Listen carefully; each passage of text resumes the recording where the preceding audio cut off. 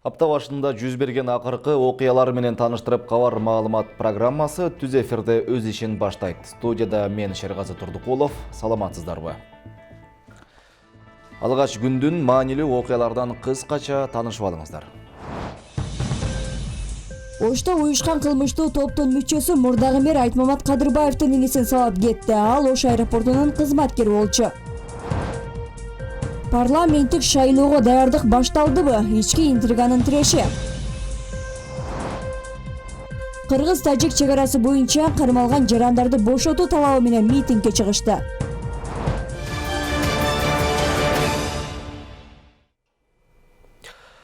Ушул учурда бизди социалдык тармактарда, YouTube жана Facebook'та түз эфирге чыгуудабыз. Андыктан интернет желесинен да бизди күзөтүңүздөр.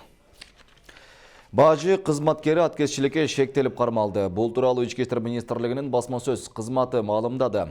Анда айтылгандай, милиция мамлекеттик бажы кызматынын ички коопсуздук кызматы менен биргеликте жалпы суммасы $253 000 тамекини уруксатсыз бажы транзитине киргизүү фактысын аныктаган.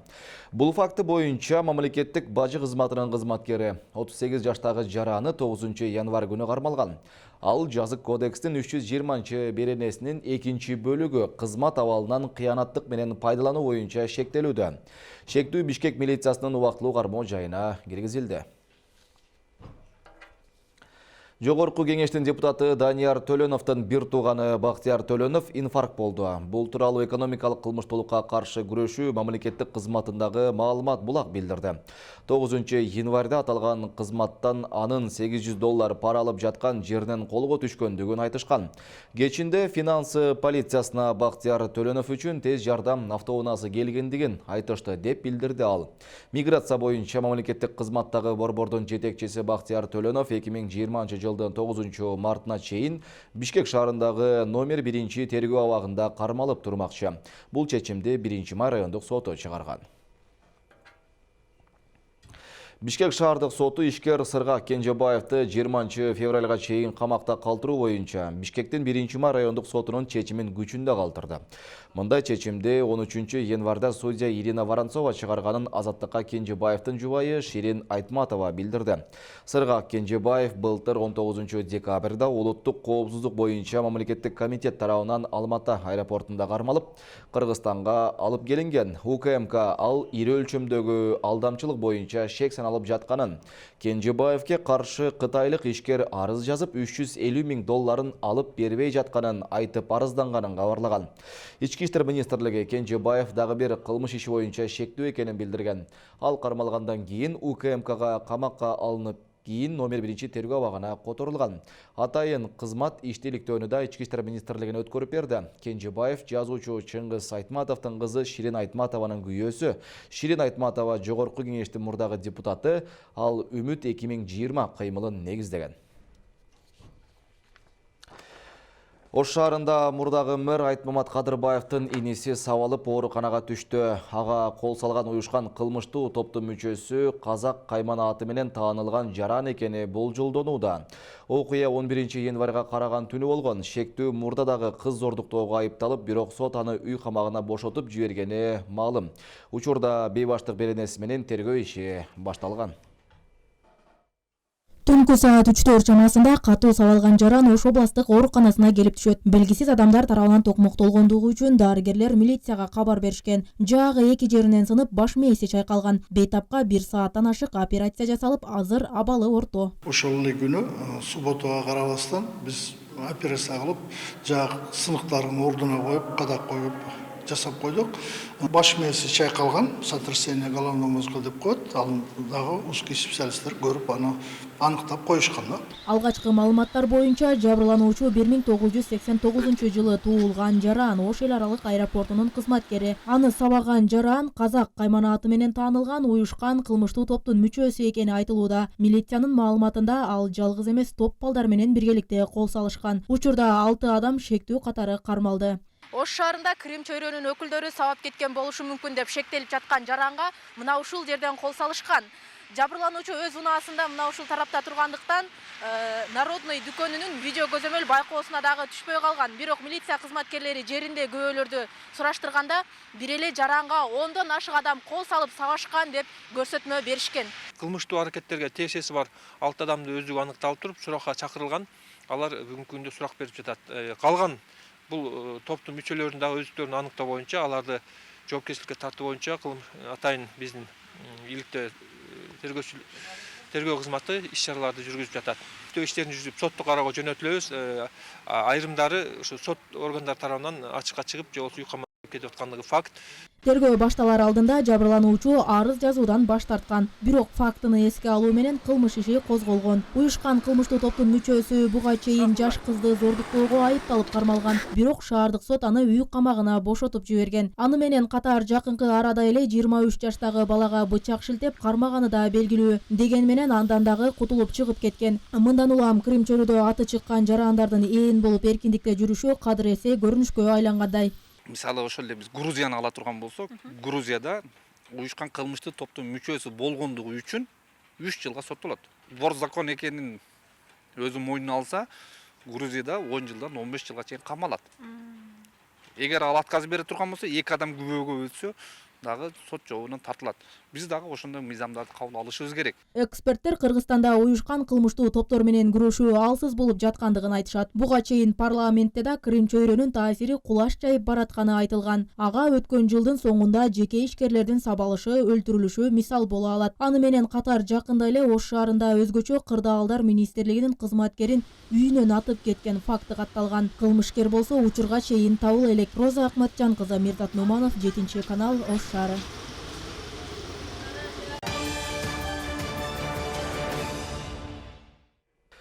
Президент Сооронбай Жээнбеков 13 январда чек арадагы абал боюнча кеңешме өткөрдү. Бул тууралуу президенттин басма сөз кызматы маалымат таратты. Анда Жээнбеков коңшу өлкөлөр менен чек ара кызматташтыгын өнүктүрүүнү, күчөтүүнү жана чек арага жакын жайгашкан райондордун тургундарын коопсуздугун камсыз кылуу керектигин айтты.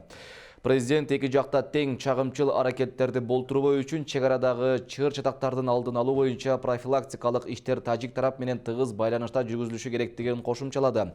Вице-премьер-министр Жеңиш Разаков тажик тарап менен чек арадагы абал боюнча сүйлөшүүлөрдү жүргүзүүгө Кыргызстандын делегациясы даяр экенин билдирди.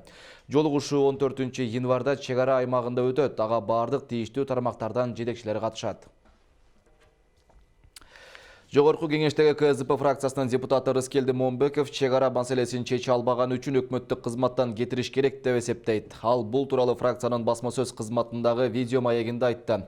2 жылдан бери 2 метр жер чечилген жок. Эми 14 январда дагы жолугушуу болот экен. Чек араны делимитация жана демаркация кылуу иши токтоп турат. Сентябрда чоң чыр чыккан. Ошондо өкмөт башчы жогорку кеңешке ынанымдуу келип маселени кабыргасынан койдук. Тажик тарапта макул болду. Эми иш башталат деп айткан. Баткенде кыргыз-тажик чек арасындагы чырга байланыштуу кармалган кыргызстандык 4 адамды чыгаруу талабы коюлду. Анда чек ара коомдук бирикмеси уюштурган пикетте милиция тарабынан кармалган 4 киши тажик жарандары уюштурган чагымга каршы турушкан үчүн кармалганы айтылды. Кармалган балдар 10 январда орун алган кыргыз-тажик чек арасында кырдаалга байланыштуу кармалган болчу.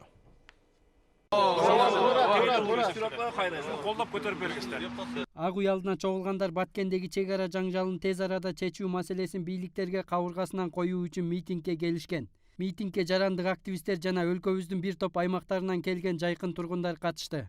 Өкмөттүн эле алсыздыгынан келип чыгып атат деп ойлойм. Анткени Баткенде эмне болуп атканын баарыбыз көрүп атабыз. Түнү менен баштап таң аткыча ок атуулар болуп атат. Мектепке келип ок атып кетип атат. Кичинекей жаш балдардын жүрөгүн түшүргөн, үрөй учурган окуялар болуп атат. А биздин өкмөт эмне үчүн чыкпайт, мен түшүнбөйм. Эми ошол жерде кайтарып аткан 4 баланы өздөрүнүн документальный мылтыгы менен тажиктер автомат менен кирип келип атат. А биздикилер мылтыгы менен сес көрсөтсө, ошо өзүбүздүн балдарды камап атышат. Митингдин катышуучулары Көк Таш айылында болгон чек ара чырында укук коргоо органдары тарабынан кармалган айыл тургундарын бошотулушун талап кылышууда. Аны менен катар 4 киши тажик жарандары уюштурган чагымга каршы турушкан үчүн кармалганын айтышты. Биздин талабыбыз ушу кармалган өзүбүздүн күч бийликтери тарабынан кармалган жигиттерди бошотуу, анан чек аранын маселесин чечип берүү. Ошол талабыбыз ошол. Биздин анан артыкча бир эмелерибиз жок, бирөөдү кетсин тиги бул деген эмебиз жок. Кыскасы эле ошол талабыбыз ушул жигиттерибизди бошотуп, чек ара маселесин тактап чечип берүү. Элдин тынччылыгын кичине ойлоп, элге да көңүл буруу биздин максатыбыз бийликтен. Ак үй алдына чогулгандардын талабын угуу үчүн Жогорку Кеңештин депутаты Табалды Тиллаев чыкты. Митингдин катышуучуларын таркатып жиберүү негизги максат болдубу же чек арадагы акыркы маалыматтар менен кабардар эмеспи? Айтор кыргыз-тажик чек арасында болгон окуяда кармалган Көкташтын 4 тургунун жакында чыгаарын жарыялады. Ошол камалган балдар боюнчадан эми органдар өзүнүн ишин кылыш керек экен. Бир маалыматтары бар, тактай турган маселелери бар экен. Ошон үчүн биз эртең менен дагы комитеттен кийин сиздерге сөзсүз маалыматты беребиз да. Бүгүн чыгарсын балдар. Тажиктердин көрсөтмөсү болот.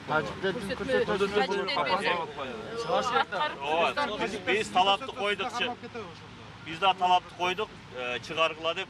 Эми ошондой процедуралар бар экен, аны биз процедура жок. Жок, бошотуш керек. Эл толкун мындан ары көбөйүп кеткиче чыгарып, стабилдүүлүктү сактап берсе. Сөз чыгарат, аны чыгарат.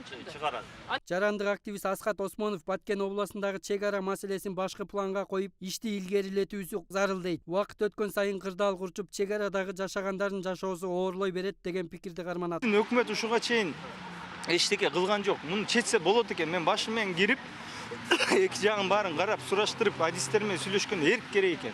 Эрк, саясий эрк керек. Саясий эрк болмоюнча эчтеке чечилбейт. Ошого суранат элем, биздин өкмөт мүчөлөрүнүн, биздин башкы командачыбыз бар, президентибиз. Буну чукул арада ушул айда болобу, мол бир айдын ичинде чечпесе, тажик тарап күндөн күнгө жылып келатат. Алардын токтоосуз экспансиясы жүрүп атат. Негизи Leylek Баткен элинде азыркы убалда абал курчуш болуп, ушундай күндө эле ар бир үй бүлөдө ок атылып турса, ар бир ата-эне ошол нерсени каалабайт экен. Бала чакасы менен тынч жашагысы келет. Өзүңүздөргө маалым, мына балдар үй бүлөсү менен ошол үйдө жашабай, мектепте жашап атат. Ушундай күндөргө чейин болуп атат да. Эми негизи эмне дейбиз? Бул чагымчылдык Тажик Республикасынын жарандарынын артынан провокация кылып туруп, биздин кыргыз элиге болгон бул чыккынчылык кылып атат да. Кандай болсун? Ушул биз бир көптөн көп суранат элек. Ушул бийлик чечсин бул нерсени.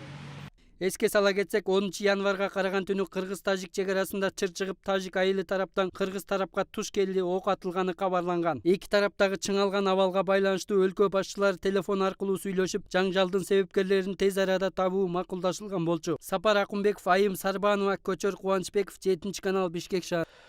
Быйыл өтө турчу парламенттик шайлоого кайсыл партиялар барат деген суроо коомчулукту түйшөлтүүдө. Буга чейин жеңүүчү болуп парламентке келген барандуу партиялардын ички интригалары күчөп, саясий кризиске тушукту. Жаңы партиялардын жолунда болсо тоскоолдук тоодой болууда. Эми аларды кандай күн күтүүдө, кандай жагдайда биригип же ажыроону көздөшүүдө? Теманы кабарчыбыз улантат. 2020 жыл негизги өзөк саясий турмуш күздө өтө турчу парламенттик шайлоо менен чырмалышчудай. Саясаттануучу Бекболсун Бөрүбашевдин айтымында шайлоо мыйзамы өзгөрмөйүн, Жогорку Кеңешке кайра эле капчыктуулар келери анык. Мына ушул эле парламент мына мыйзам кабыл алышты, аягына чейин баягы кийинки шайлоого каратачы, мына каникулга кетердин астында. Ошондо деле баягы эски мыйзамды сактап калышпадыбы? Демек, дагы эле кийинки 7-чи чакырылыштагы парламент ушундай парламент болот, анткени аякта да турат эң биринчи баягы сен шайланып келиш үчүн биринчи адамга талапкерге коюлган максат, коюлган баягы талапкерге коюлган. Бул ошол талапкердин чөнтөгүндөгү тыйынына жараша болуп атат да. Мисалы үчүн мүмкүнчүлүгүң, каржылык мүмкүнчүлүк, финансылык мүмкүнчүлүгүң болсо, сен депутат болуп келесиң деген кепте. Ал эми ошончо акча куротуп келген киши ал сөзсүз ошол акчасын кайтарып алганга аракет кылат. Парламенттин азыркы курамына ачуу сындар арбын. Аны депутаттар өздөрү деле тана койбойт. Эми мен ушу парламенттин курамына болгондон кийин эми объективно кабыл алыш керек сын пикирди. Эми мен жанагы оскорблениялар менен макул эмесмин, бирок болуп аткан сын пикирди кабыл алыш керек, анткени ошондой баа бар. Эми кесипкөй маселени эми айта албайм, бирок жалпы бул жана саясий эрктүүлүк боюнча чоң саясий маселелерди талкуулоолордо өзүнүн так позициясын белгилөөдө парламенттин негизи өзүнүн мындай кээ бир маселелерде пастыгын көрсөтүп атканы бар да. Өткөн шайлоодо эл КСДП, Республика, Ата журт жана Ата мекен партияларына ишеним арткан. Берген убадаларын аткарыштыбы суроо ачык бойдон. Биз биз көп нерсени, мисалы үчүн коалицияны түзүү, оппозиция деген да кандай иштеш, үйрөнүп атабыз. Азыркы парламент коомчулук тарабынан катуу сындалып жаткандыктан алдыдагы шайлоодо кайсыл партиялар кыл чайнашат деген суроо туулат. Республика партиясынын лидери Өмүрбек Бабанов саясаттан кеткенин жарыялагандыктан алардын тагдыры азырынча бүдөмүк. Мен саясий долбоорумду жыйынтыктадым. Мени туура түшүнөсүңөр деп мен ойлойм. Ата мекен партиясына да эл бир нече ирет ишеним артты. Калкка убада берген жагынан бул саясий бирикме да куру жалак эмес. Берген убадалары болсо элдин эсинен али да чыга элек. Бир күнү газ жок болсо, бир күнү нефти жок болуп кыйналган өлкөгө айландык. Биздин алдыбызда мына ушул татаал маселени чечүү турат. Ал эми партиянын ички жаракасы болсо, жаңы жыл алдында ачык чыкты. Алмамбет Шыкмаматов Өмүрбек Текебаев менен болгон пикир келишпестигин жарыялап, депутаттык мандатынан баш тартты. Жаман түшүмдө дагы мындайды элестетте алчу эмесмин. Эгерде бирөө мага ушундай болот деп бир көз ачык айтса, мен ишенбейт элем. Айтат элем, мындай болушу мүмкүн эмес. Эч качан мындай болбойт дейт. Бирок тилекке каршы ушундай чечим кабыл алууга туура келди. Көп узабай Ата мекендин тизмесинен Болот Шер, Талант Узакбаев, Ташболот Балтабаев, Рыспек Мирзаматовдор да чыгып кетти. Себеби 15-жылдан бери биз бир да жолу ушул кандидаттар боюнча, кезектеги кандидаттар боюнча кийимкисин кийимдап келебиз деген сөз болгон эмес. Мен дагы Ата мекен партиясы менен депутаттыкка баргым келген жок. Алмамбет Шыкмаматов өз мандатын менин көзүмчө башка партиялаштарында Нурбек Сыдыгалиевке өткөрүп берем деп чечкен. Сыдыгалиев болсо аны төгүндөдү. Булар боюнча бизде мындай келишим болгон эмес. Анткени мен мисалы 2015-жылы шайлоого барганда Алмамбет Шыкмаматов Насырканович ал 11-чи болчу, мен 22-чи болчумун. Бул Нарын областынан. Экөөбүз Нарын областында чогуу иштегенбиз. Ата мекен партиясы болсо курултай өткөрүп түзүмүнө өзгөртүүлөрдү киргизүүнү пландап жатат. Адистердин айтымында саясий бирикмедеги азыркы окуялар парламенттик системанын начар өнүккөндүгүнөн кабар берет. Себеби партиялар тууралуу мыйзам кемчиликтер менен кабыл алынып, партиялар бизнес борборуна айланып калды. Ата мекен партиясы акыркы 30 жылдан бери жүргөн партия, ошо 30 жылдан бери элдин көйгөй иши алып аткан партиялардын бири да. Ошон үчүн эл ишеним алды деп айтсак болот. Мен айтам, Кыргызстандын саясатынын жүзү Текебаев депчи. 2020 жыл өтчү парламенттик шайлоону тууралап, партиялар саясий күрөшкө шымалана киришти. Ата мекен курултай өткөзүп, курултайда бир катар өзгөртүүлөр күтүлүп жатат деген маалыматты таратса, башка партияларда башка амал издеп жаткан кербези. Бирок системаны өзгөртмөйүн кайра эле баягыл өңдөр, баягыл жүздөрдөн арылбайбыз дешет адистер. Айжигит Матраимов, Вадим Жумабаев, 7 канал, Бишкек шаары. Бул арада убакыт өткөн сайын мандаттуу эл өкүлдөрүнүн тынчы кетип жаткан учур. Саналуу айлардан кийин орун алчу шайлоодо алар кайрадан добуш алып келе алабы деген жүрөк өйткөн суроо жаралууда. Бул кезектеги шайлоодо олигархтар келеби же энчилүү элиталар ээлейби? Элдин тандоосундагы иш. Бирок биздин кабарчылар эл кандай өкүлдү күтүшөт? Алардын пикирин билип келген.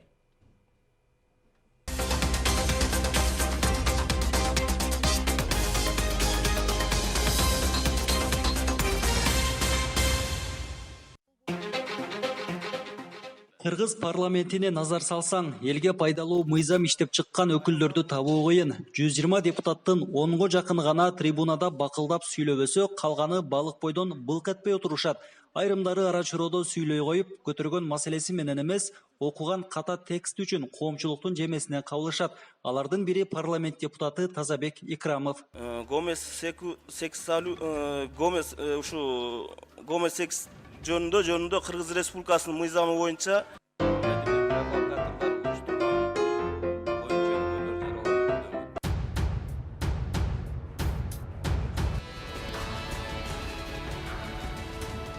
эмне деген жакшылык ушу? Айтмакчы, бул депутат жакында эле кесиптеши менен жакалаша кетип, көп өтпөй кайра жарашкан видеосу жарыяланды. Мындай кылык үчүн алар коомчулуктун төө бастысына кабылышты. көпчүлүк аларды таланттуу актерлорго да салыштырган жайы бар.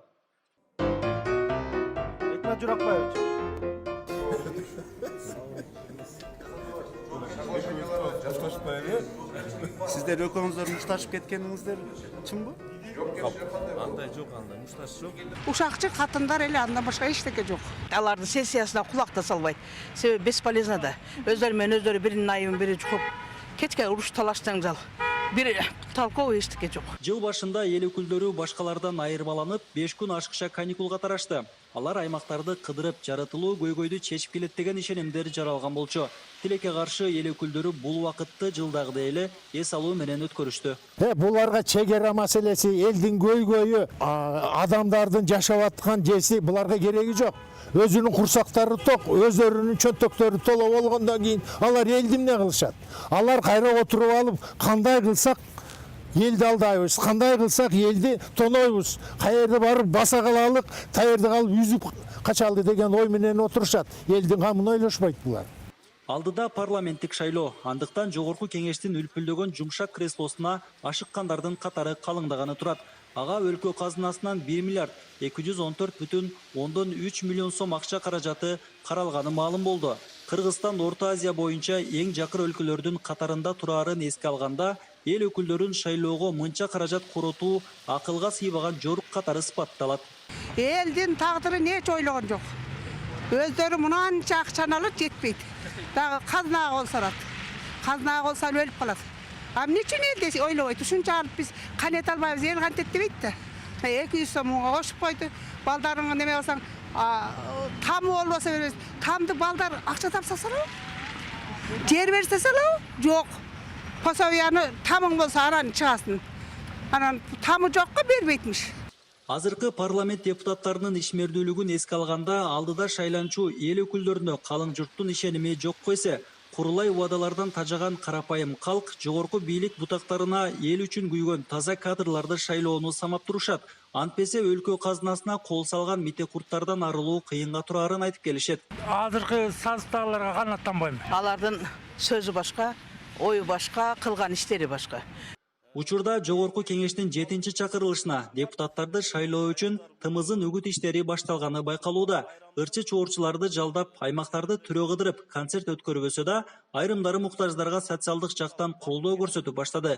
Деген менен бул жолку шайлоодо жогорку бийлик бутагында турган атка эмнелердин чыгарган чечимине көз каранды экени эч кимге деле жашыруун эмес. Сабаттуулугу, адистик чеберчилиги төп келбесе да, партиялаш, саналаш, тууган урук деген критерийлердин негизинде мандат бөлүштүрүү ишке ашаары бышык. Дамир Кубанычбеков, Шерзат Эгембердиев, 7 канал, Чалалабад шаары. Кыргыз гидрометтин тараткан маалыматында бир жума бою жааган кардан жолдор тоңголок тайгак болот. Кар күрткүсү күтүлөт. Бүгүн Ош шаарында жааган карда айдоочуларды бир топ түйшүккө салгандай болду. Бирок жолдор башкармалыгы абалды жөнгө салууга жетишкен. Ал эми шаардык жол кыймылынын көзөмөлдөгөн тармак бул күнү салыштырмалуу жол кырсыктар аз экенин билдирет.